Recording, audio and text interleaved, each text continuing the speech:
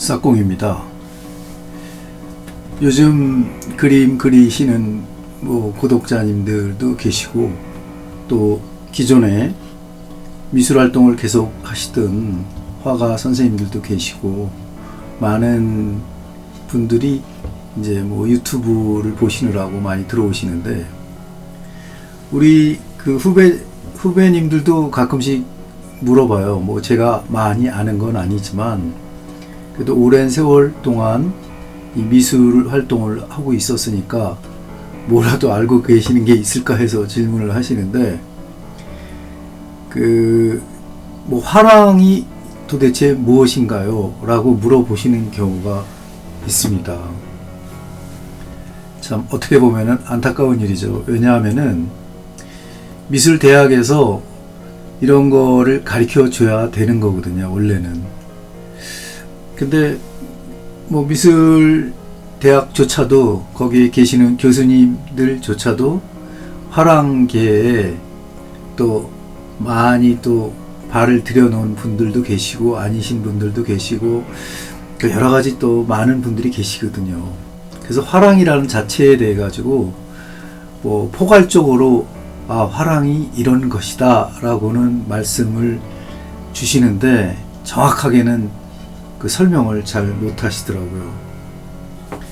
이번 시간에 이제 제가 우리 후배님들하고 우리 또 새로 시작하시는 그림 시장의 그림 세계에 알고 싶은 구독자님들을 위해서 간단하게나마 이제 소개를 드리면, 길게는 안 하고 제가 짧게만 한번 말씀을 드리면은, 이 모든 그 미술계에는 나누어지는 게 있어요. 미술관과 갤러리로 이렇게 나누어지고 있거든요. 그 다음에 그 두 개를 제외한 또 언더그라운드가 또 있어요. 근데 그거에 대해서 이제 말씀드리기로 하고, 보통 미술관이라는 데는 화랑하고 다르게 미술관 자체에서는 전시도 하고 여러 가지 행사를 하지만 판매를 하지는 않지요. 그럼 미술관은 어떻게 해서 운영을 하느냐, 이런 문제가 생기는데, 미술관은 입장료도 받기도 하고, 또 후원사들, 각 방송국이라든가 기업이라든가 이런 데서 또 후원을 받기도 하고, 또 정부 지원도 받고 합니다, 미술관은. 근데 갤러리라는 거는 그야말로 이 그림을 팔아야 하는 그런 입장에 있는 곳이거든요. 그래서 거의 사설인 경우가 많지요. 그러면은 누구한테 팔아야 되느냐? 그러면 컬렉터님들한테 팔아야 된단 말이에요. 그럼 컬렉터님들이 굉장히 까다롭죠. 컬렉터님들은 돈을 쓰시는 분들이니까. 그래서 이 갤러리에도 다양한 직업군이 생기게 되는 겁니다. 미술관에 가면 큐레이터가 계시잖아요. 그 큐레이터는 전시 기획도 하고, 어떻게 작품을 배치하고, 작가 섭외도 하고, 여러 가지 일들을 하시지만은, 그래도 갤러리에서 일하시는 큐레이터님들하고는 좀 다른 게, 이제 미술관 쪽은 이제 학예사 자격증이 있어야 되고, 여러 가지 이제 그런 문제가 또, 불가피한 문제가 또 생기거든요. 근데 이제 갤러리에서 일하는 큐레이터 선생님들은 조금 더 좀 조건이 까다롭지는 않겠죠. 그래서 이제 이 갤러리에서 일하시는 분들을 주로 갤러리스트라고 하세요. 판매도 하고, 큐레이팅도 하고, 그 다음에 작가 섭외도 하고, 딜러도 하시고, 여러 가지 이 각 파트별로 존재하긴 하는데, 그나마 많은 구색을 갖춘 대형 갤러리들은 그렇게 많지가 않죠. 전 세계적으로 봐도 많지가 않습니다. 그러면 갤러리는 수익을 어떻게 내느냐? 작가 선생님들하고 계약을 하겠죠. 해서 그 작가 선생님들의 작품을 가지고 컬렉터님들한테 팔면은 어떻게 배분을 한다, 이런 규칙이 있을 거예요. 그런 식으로 여러 가지 이제 각 갤러리마다 다르긴 하겠지만은, 보통 이제 우리 후배님들이 알고 싶어 하는 갤러리는 좋은 갤러리가, 좋은 화랑이 어디냐고 말씀을 이렇게 하시면서 물어보시는 경우가 많아요. 물론 좋은 갤러리는 처음서부터 뭐 유망 작가를 발굴하고 또 양성하고 그 소속 계약을 함으로써 또 안정감을 주고 여러 가지 그 관리를 해주는 차원에 있는 갤러리가 가장 좋은 갤러리겠죠. 그거는 뭐 연예 기획사하고도 마찬가지겠죠. 뭐 연예 기획사는 이제 그 엔터테이너들이 뭐 자기 소속 뭐 배우라든가 가수 이런 분들을 잘 키우잖아요. 그거하고 이제 비슷한 건데, 그렇다면은 다 그 화랑은 갤러리는 전속 작가제를 하느냐? 또 그렇지도 않아요. 왜냐하면은 그렇게 하려면은 많은 뭐 투자와 또 경제적인 그런 이유가 또 필요하기 때문에 그런 거겠죠. 그래서 아마도 이거는 제가 정확한 수치는 아니지만 뭐 구미 뭐 유럽과 미국 우리 아시아를 합쳐가지고 글쎄 그런 걸 다 갖춘 갤러리들이 몇 %나 될까요? 뭐 그런 생각을 해보면은 생각보다는 굉장히 적습니다. 그런 화랑들이, 그런 대형 화랑들이 아주 적어요. 그럼 나머지 갤러리들, 소위 화랑이라고 하는 갤러리들은 그러면 어떤 역할을 할까를 또 생각을 해보셔야 돼요. 그 나머지 화랑은 일종의 큰 화랑하고 또 같이 일을 하는 뭐 대리점 역할을 하는 그런 경우도 있어요. 그리고 갤러리마다 다 특징이 있겠지만은 이 전속 작가제에 속해 있는 작가들이 나중에 성장을 하게 되면은 이 전속 작가제를 벗어나서 이제 소속 갤러리라고 해가지고 이 딴 갤러리들하고도 일을 할 수 있는 여건을 만들어 나가는 경우가 굉장히 많아요. 그리고 작가 선생님들이라고 해가지고 반드시 갤러리하고만 일하는 거는 아니에요. 왜냐면 이제 전속 작가제라든가 이런 데 소속이 되게 되면은 여러 가지 이제 터치를 당하게 되죠.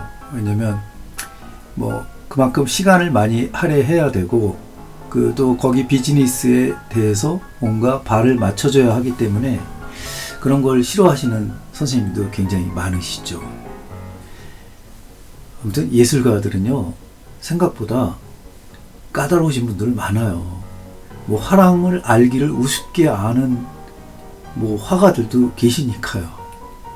하지만은 이 현대생활의 프로 화가는 이 갤러리와 미술관과 이 컬렉터의 이런 구조에 대해서 이해를 못하면은 그야말로 뭐 어떻게 헤어나게 될지 모르죠.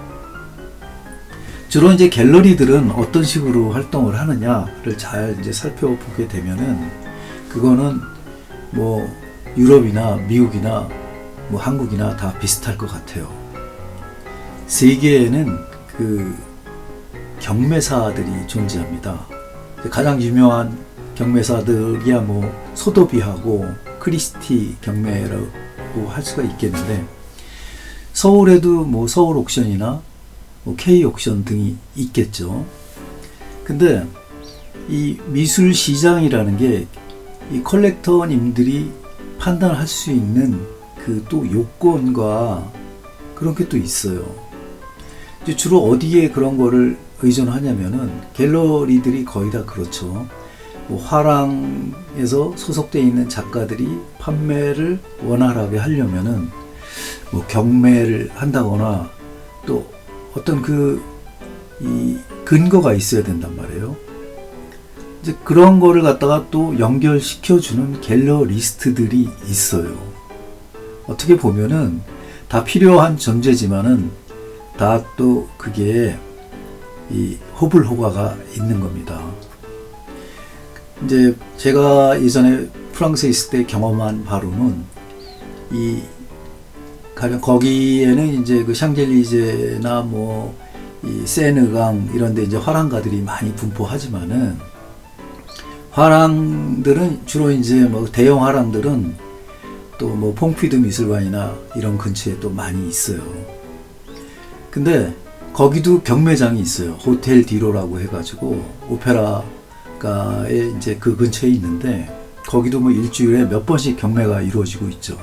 고미술 경매부터 뭐 현대미술 경매도 하고 있는데 그 주변에 보면 이 경매장을 끼고 있는 많은 갤러리스트들이 존재해요.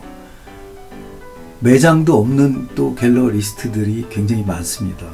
그런 사람들이 말하자면 이제 뭐 중개인이라고 이렇게 좀 말을 할 수 있겠는데 그 우리나라도 이제 중개인이라는 말이 이제 일본 말로 많이 그 같이 쓰이고는 있지만은 이제 그런 것들이 이제 하나가 이 어떤 그 미술 시장을 그 주도하기 위해서 그 존재하는 그런 직업들이죠. 보통은 경매장 주변으로 해가지고 뭐 거기에 관계하고 있는 이런 갤러리들, 화랑들이 굉장히 많습니다. 생각보다. 서로 호환하지 않으면은 이 미술 시장에서 나태될 수가 있고 또 끼지 못할 수도 있거든요. 우리나라만 하더라도 경매 시장에서 유통되고 있는 작가들이 많을 것 같지만 생각보다 그 수많은 작가들 중에 그 경매장에서 경매로 이루어져서 거래가 되고 있는 작가들은 0.2% 정도를 벗어나지 못하고 있는 것 같아요. 그러니까 많은 분들이 자칫하면은 그 어떤 그 근거가 없이 뭐 요새 그 뭐 대학교만 졸업해도 뭐 작품 가격이 형성이 된다고는 하는데 그렇게 어떤 시장성에 의해 가지고 형성되는 게 아니고 그거는 이제 부르는 게 값이라고 이제 그런 식으로 이제 형성이 되는 경우가 많아요. 그래서 이제 뭐 컬렉터님들 입장에서는 약간 불안한 요소가 있는 거죠. 그래서 자꾸 이제 경매 뭐 근거라든가 어떤 그 시장에서 어떻게 유통됐다든가 뭐 이런 거를 자꾸 근거로 삼는다고요. 사실은 이제 이런저런 그런 게 다 그 자기의 직관으로 보고 사는 게 아니고 귀로 듣고 사고 소문을 듣고 사고 뭐 그런 이 근거에 의해서 뭐 그런 거를 이제 그렇게 되는 거거든요. 뭐 하여튼 제가 아는 간단한 내용은 이런 건데 사실은 갤러리스트들이 굉장히 중요한 역할을 많이 하거든요. 우리도 마찬가지예요. 우리도 대형 화랑에 많은 그 선구자 되시는 사장님들하고 또 그 자제분들이 좋은 화랑들을 이끌기 위해서 많은 공부를 하고 또 노력을 많이 하거든요. 투자도 많이 하고. 미국 같은 경우에는 그 대표적인 그 인물이 그 패기 구겐하임이죠. 뭐 1950년대 특히 이제 1940년대에는 그 전쟁이 있었잖아요. 전 세계에. 그때 그 유럽의 작가들이 많이 미국으로 넘어가거든요. 미국은 30-40년대에 굉장히 호황을 이루던 시기였어요. 뭐 물론 이제 전쟁 물자를 전 세계로 판매하고 하면서 그 많은 그 유통 구조 때문에 이제 돈이 미국으로 쏠리는 경향이 생겼죠. 그래서 뭐 유럽이나 이쪽엔 전쟁의 여파로 굉장히 힘들었었는데 그때 미국으로 그 구겐하임이 넘어오면서 많은 작가군을 그 같이 넘어오거든요. 그때 뭐 초현실주의 작가들 뭐 이런 분들 많이 뭐 넘어오게 되는데 그리고 미국에서도 뭐 칼더도 있고 뭐 조각가도 있고 호안 미로서부터 잭슨 폴록 할 거 뭐 여러 그 작가층들이 그 구겐하임하고 일을 했거든요. 가령 잭슨 폴록도 처음에는 작품 하나에 500불 정도밖에 안 하는 시절도 있었어요. 더군다나 그것도 안 팔려가지고 그 전시가 끝나면은 자기 작품을 찢어가지고 가위로 하나씩 오려가지고 입장객한테 나눠주기도 했다는 그런 풍문도 있고 그런 일화도 있는데 그 정도로 어려웠던 작가들을 또 구겐하임은 여러 전시를 통해 가지고 또 여러 마케팅을 또 통해서 그 작가들을 양성하고 또 이 어떤 미술관에 잘 걸릴 수 있게끔 유도를 많이 했었죠. 이렇게 어떤 그 화랑의 역할이라는 게 광범위하기 때문에 딱 어떻다 저렇다 이렇게 뭐 그게 딱 정확하게 구분 지을 수가 없어요. 보통은 우리나라 같은 경우에는 엄청나게 많은 화랑들이 존재하고 있잖아요. 뭐 한 200~300개 되는 것 같아요. 근데 그런 데서 이제 좀 조심해야 될 점은 뭐냐면은 그 역량이 없는 화랑들이 주로 이제 뭐 고객층들이 일반 대중이라고 생각을 하면은 앞뒤 가리지 않고 작품만 판매를 한다 이런 식의 생각을 하는 그 화랑들이 꽤 많습니다. 생각보다. 그리고 거기에도 뭐 말하자면은 관장도 있고 뭐 여러 가지 또 큐레이터도 있고 그런데 사실은 알고 보면은 이 그 갤러리스트들께서도 많은 층이 존재한다는 것을 잘 알고 계셔야 돼요. 그래서 이런 공부를 갖다 심층적으로 하시려면은 요즘은 유튜브에서도 이런 문제를 많이 다루고 있으니까 우리 후배님들이 많이 그런 거를 섭렵해 볼 수밖에 없습니다. 그래서 저도 이제 말하자면은 이 외부적으로 활동을 할 때 너무 그런 게 복잡해가지고 예전서부터 이제 화랑에 의존하고 뭐 그런 상태였는데 그래도 좌시할 수 없는 문제이기 때문에 항상 머릿속으로는 판단을 하죠. 아, 내가 작업 활동을 하는데 어떻게 해야 내 삶이 좀 행복해지겠다 이런 생각을 하는 건 당연한 거거든요. 또 너무 갤러리나 이런 거에 대해서 모르면은 또 일반인들은 항상 그 또 유혹을 하는 사람들한테 휘둘릴 수가 있거든요. 그래서 그런 저런 것도 마찬가지로 공부를 해야 되는 거고 처음에 이제 컬렉션을 하시는 컬렉터 선생님들도 사실은 공부를 하셔야 돼요. 왜냐면은 무턱대고 또 화랑의 말을 믿고 또 뭐 좀 과장되게 표현하는 그런 갤러리들의 말을 믿고 거래를 하다 보면은 또 나중에 낭패를 볼 때도 있거든요. 뭐 어떤 경우에는 지금 뭐 20대 작가들을 거의 대가 취급을 해가면서 이렇게 거래를 하는 화랑도 있거든요. 하지만은 세상이라는 건 잘 모르거든요. 언제까지 그림을 그리게 될지도 모르는 거고 제 친구들이 그랬어요. 저는 한 30~40명이 같이 시작했지만 결국에 그림을 그리는 사람은 딱 2~3사람밖에 안 남았거든요. 그만큼 굉장히 어렵고요. 그렇기 때문에 처음부터 뭔가 좀 이 멘탈을 잘 세워서 이렇게 해나가는 것은 굉장히 중요하지요. 오늘 이야기는 뭐 여기까지만 하고 조금 더 제가 정리가 되면은 화랑에서 그 다음에 미술관에서 할 수 있는 역할들 또 화가는 어떻게 그런데 대처해야 되는가 이런 거에 대해서는 조금 더 생각을 한 다음에 제가 말씀드리도록 하겠습니다.